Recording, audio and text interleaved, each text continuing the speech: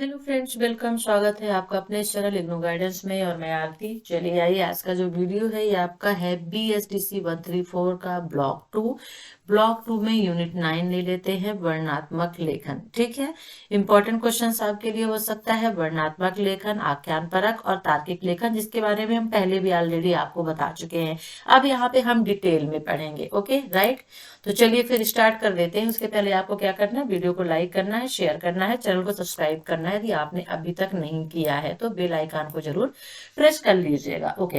तो यहाँ पे वर्णनात्मक लेखन देख लेते हैं। वर्णनात्मक लेखन क्या होता है, इसमें क्या क्या हम देखेंगे। देखिए, वर्णनात्मक का मतलब ही होता है वर्णन करना, किसी भी चीज का वर्णन करना, चाहे वो व्यक्ति हो, स्थान हो या वस्तु हो। तो किसी भी स्थान, व्यक्ति का वर्णन करना ही वर्णनात्मक लेखन कहलाता है। वर्णन करके लिखना वर्णनात्मक लेखन कहलाता है। ठीक है।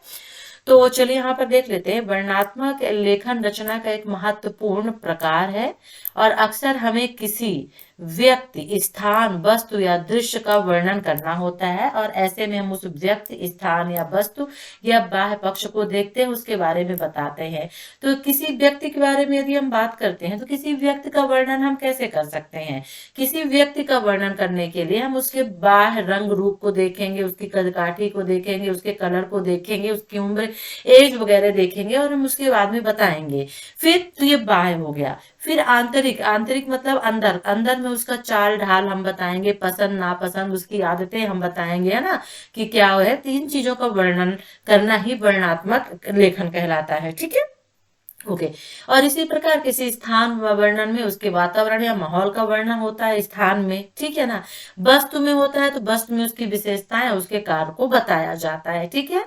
तो चलिए यहाँ पर हम देख लेते हैं वर्णात्मक लेखन को। तो इसमें क्या होता है कि छोटे छोटे गद्यांश होते हैं और उनके माध्यम से आपको किसी व्यक्ति, वस्तु, स्थल, स्थित, कार्य प्रणाली आदि का वर्णन करना होता है। तो किसके माध्यम से, गद्यांश के माध्यम से। इस चीज को याद रखिएगा। ठीक है ना।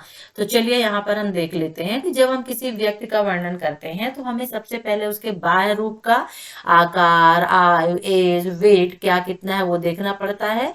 फिर यदि हमें किसी व्यक्ति का चयन, ठीक है, किसी व्यक्ति का चयन, थोड़ा सा इसको मैं छोटा कर दूं। ओके, व्यक्ति का चयन किसी पद के लिए करना होता है तो हमें उसमें व्यक्तिगत गुण देखने होते हैं। ठीक है ना। साथ साथ में उसकी व्यक्तिगत यानी कि योग्यताएं, शैक्षिक योग्यताएं, जो क्वालिफिकेशन होती है वो भी हमें देखनी पड़ती है। उसके कार्य करने का अनुभव भी ध्यान में हमें रखना होता है।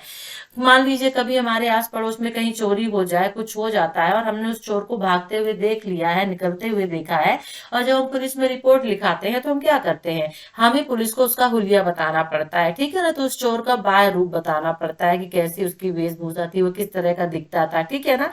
तो ये क्या होगा, ये एक सटीक वर्णन होगा। तो हम उसके बारे में वर्णन कर रहे हैं, हम उसके बारे में बता रहे हैं। किसी पद के लिए आप आवेदन पत्र भरते हैं या पासपोर्ट बनवाने के लिए हम कुछ वहां पे डॉक्यूमेंट देने होते हैं, वहां पे जितनी इंफॉर्मेशन मांगी जाती है हम उसको भरते हैं। तो क्या हो गया, एक प्रकार का वर्णन ही तो हो गया ना। तो किसी भी प्रकार की किसी कार्य को करने की विधि या किसी यंत्र को चलाने या स्थापित करने की प्रणाली या किसी प्रकार का भोजन बनाने की विधि जितनी भी होती हैं, इनमें हमें वर्णनात्मक रचना का सहारा लेना पड़ता है, वर्णन करना पड़ता है। ठीक है। जैसे यहाँ पे एग्जाम्पल एक देख लेते हैं, व्यक्ति का वर्णन एज एग्जाम्पल देख ले। हो सकता है एग्जाम में आ जाए तो आप ये ना कह सके कि मुझे नहीं आता, है ना। रमेश 17 वर्ष का दुबला पतला और लंबा लड़का है। लोग उसे लंबू कहकर चिढ़ाते हैं। उसका कद 6 फुट से अधिक है। चेहरा पीला जैसे टीबी का मरीज हो। लगता है कि उसे ठीक ठाक से या ठीक तरह से खाने पीने को नहीं मिलता है और कुपोषण उसके चेहरे से झलकता है। तो अब यहाँ पे क्या दिखता है, उपयुक्त अंश में दुबला, पतला, लंबा शारीरिक गठन को व्यक्त करने वाले शब्द हो गए। उसका शरीर ऐसा है, उसकी कदकाठी ऐसी है। 6 फुट लंबा, कद को व्यक्त करने वाली अभिव्यक्ति होगी। 6 फुट लंबा है तो हम उसकी हाइट बता रहे हैं।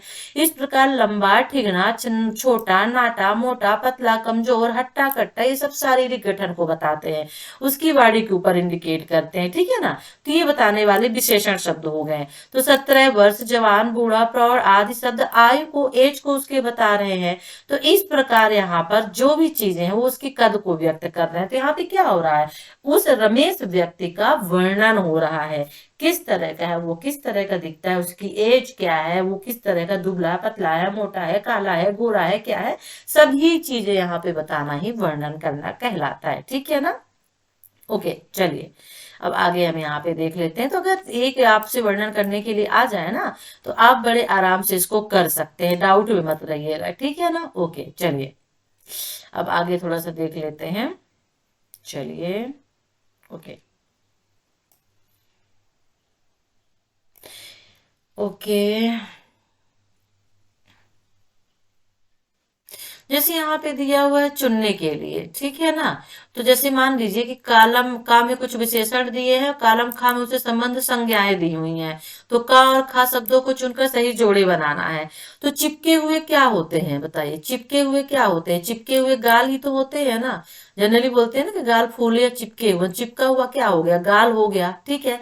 फिर आकर्षण, आकर्षण क्या होता है? आकर्षण जो होता है वो शरीर का होता है, उसका शरीर बहुत आकर्षित है, तो शरीर हो गया।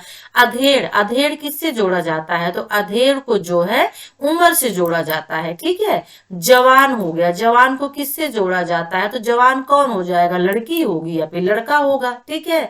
फिर गोरा हो गया, तो गोरे को रंग से, तो गोरा हो गया, विशेषण हो गया। अब क्या हो गया भाई? गोरा काला भी होता है, और तो रंग हो गया एक तरह से। ये गोरा जो है उसका विशेषण क्या है? तो रंग हो जाएगा।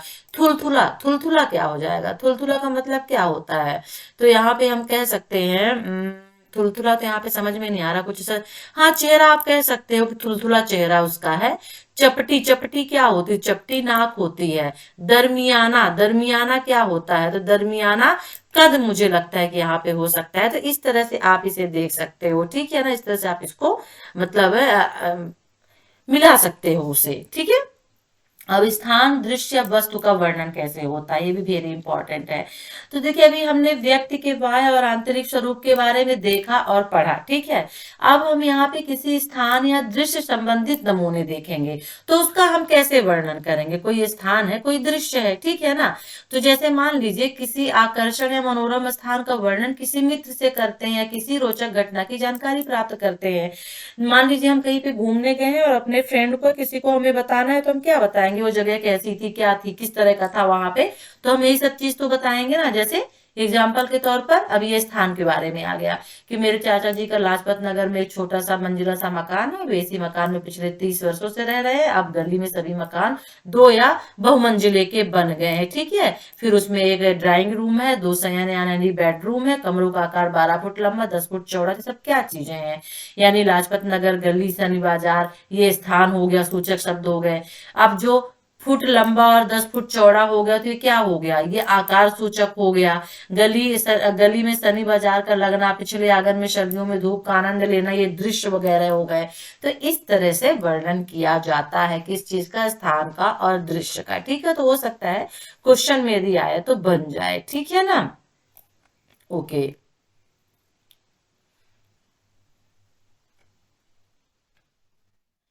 तो मुझे नहीं लगता कि ये मुश्किल होगा, ठीक है। तो दृश्य या घटना का वर्णन करते समय हमें उसमें मौजूद वस्तुओं, लोगों तथा रोचक घटनाओं का वर्णन करना होता है, ठीक है, राइट। तो इसे एक दो बार पढ़ लीजिएगा यदि आपके पास बुक होगी, तो इसमें ज्यादा कुछ नहीं आएगा। वर्णनात्मक लेखन किसे कहते हैं, ठीक है ना। और कितने प्रकार का होता है? तो 3 प्रकार का होता है, हमें पता ही है, ठीक है ना। कि मतलब दृश्य और स्थान और वस्तु, किसी व्यक्ति, स्थान और वस्तु का, ठीक है ना। तो इसे देख लीजिएगा आप, बहुत इजी है, बहुत आसान है। इसको पहले भी हम समझा चुके हैं इसके पहले वाले वीडियो में। और आख्यान परक और तार्किक भी है। तो ये तीनों इंपॉर्टेंट आपके लिए बन सकते हैं, ठीक है। ओके, तो अब और देख लेते हैं और कुछ इसमें पढ़ाने लायक है क्या। क्योंकि इसमें सिर्फ इतना ही पूछेगा कि इसे क्या कहते हैं, नहीं है, देखिए नहीं है इसमें, ठीक है ना।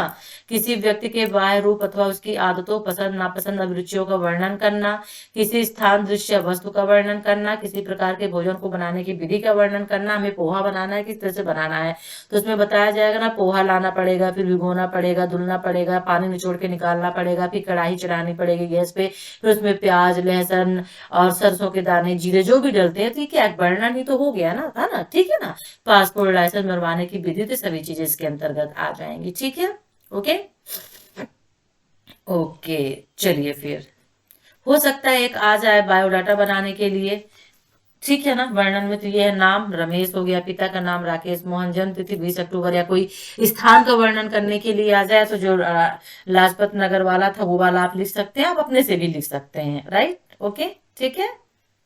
चलिए, फिर वीडियो को लाइक करिए, शेयर करिए, चैनल को सब्सक्राइब नहीं किया सब्सक्राइब कर लीजिए। देखिए, अंगुमिलाल को देखकर सामान्य व्यक्ति डर से कांपते थे, उसके सामने किसी की बोलने की हिम्मत नहीं होती थी।